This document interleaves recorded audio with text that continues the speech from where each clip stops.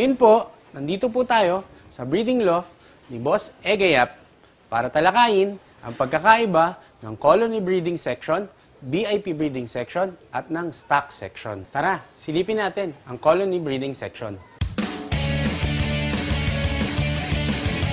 Ito po ang tinatawag nating colony breeding section, kung saan po halos magkakasama po ang ating mga breeders habang nagbe-breed po sila. Kapag naka-pair na sila at nakaupo na po, pwede na hong buksan yung mga kanya-kanya mga pintuan nila. Ayan po. Para po makagalaw sila ng maayos dito sa baba naman. Sa breeder kasi, yung boxes nila, mas malalaki sila.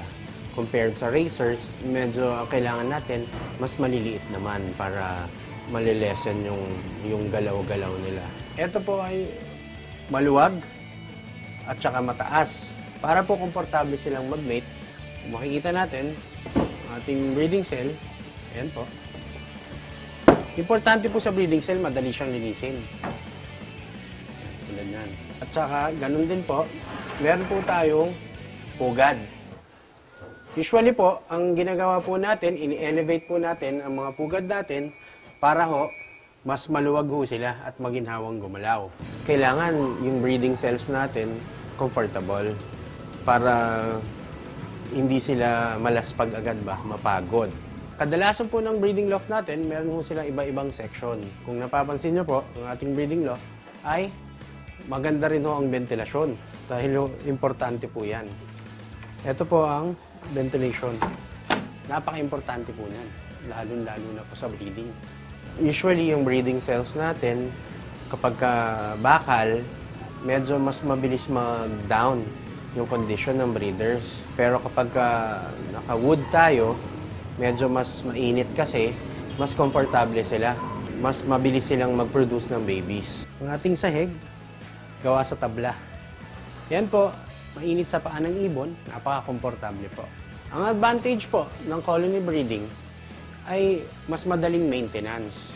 Kasi sabay-sabay tayo magpapatuka sa baba at ganoon din naman, isang area lang ang ating kadalasan na nililinis. Pag loft design na yung pinag-usapan natin, medyo malawak talaga yan kasi depende sa location mo pati.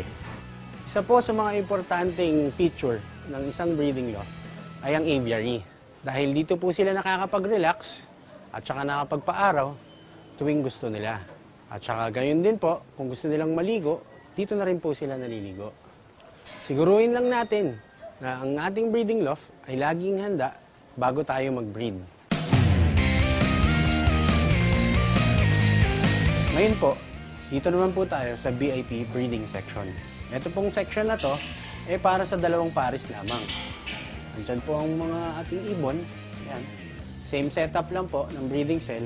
Pero ang pinagkaiba po, meron po sila sariling bilaran at palikuan. At kung inyo pong napapansin, sila po yung dalawang pares lamang dito. Sa ganitong breeding section, tayo po yung makakasiguro na ang ating breeders ay mas kondisyon at mas less stress di tulad ng sa colony breeding section. Ngayon po, nakikita naman po natin dito po sa ating stock loft section ang standard box purchase. Ito po ay ginagamit natin upang pahingahan ng ating mga alagang kalapate during the break ng breeding season. At sa ganun po, masisiguro po natin ang kanilang pagbalik ng kondisyon pagkatapos ng mahabang breeding section. At siguruhin lang po natin na ang ating mga boxes ay nasa standard na size na 1 foot by 1 foot or kung liliit man kayo, at least 1 inch lang. Meron tayong standard size na 20 inches yung height, 30 inches yung length, tapos yung width natin is 16 inches minimum.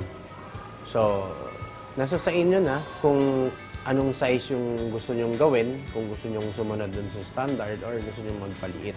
Depende kasi yan lagi kung ano yung sukat ng loft nyo. Siguruhin po natin na ang ating stock section ay maraming ventilasyon upang maganda ang ating hangin sa loob ng kulungan. At isa pa po, lagi pong siguruhin na kapag tayo nagpahinga ng ibon, nakabukod po ang lalaki sa mga babae. Silipin naman po natin ang aviary ng ating stock section. Kung napapansin niyo po, lahat ng ating loft o section na pinuntahan ay may kanya-kanyang aviary. Para mapanatili natin ang kondisyon ng ating mga alaga sa pamamagitan ng kanilang kusang pagbibilad at pagliligo kung kailan nila gusto. Kung inyo napapansin, ang flooring na ginamit dito ay gawa sa bakal upang mas mabilis siyang linisin kapag ating nilinis ng sprayer.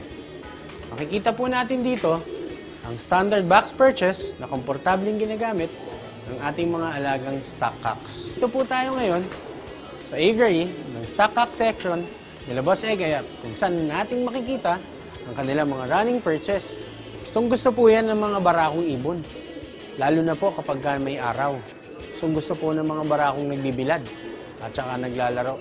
Ayan mga kalapatids, natunghayan na po natin ang pagkakaiba ng colony breeding section, VIP breeding section, at ang stock section. Ito po ang inyong lingkod, JR Ochoa, para sa Alagang Magaling.